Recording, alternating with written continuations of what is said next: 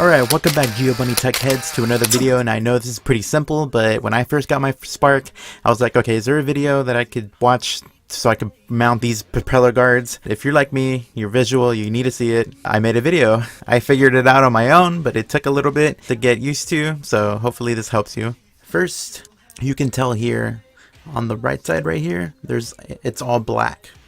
Now what you're going to see on the other side is a white circle in the center.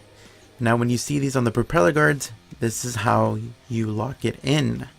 You see these two with the white circles, those two that are just black without the circle, the white circle. Now the propeller guards have the same thing.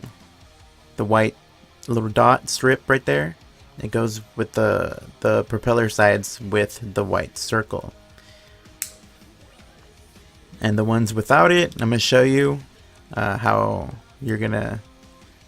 what you're gonna be dealing with using when you're not doing the right ones, putting the right ones together. That's the all black one, propeller guard. Now if you put this one on that has the little white strip, you can see that it goes on, right on, and twists, and then you wrap it around, lock it in securely, and there you go. White circle with the white strip. Now this is the back side of the Spark. So we did one side, now we're going to do the other side, and that's the one without the white circle.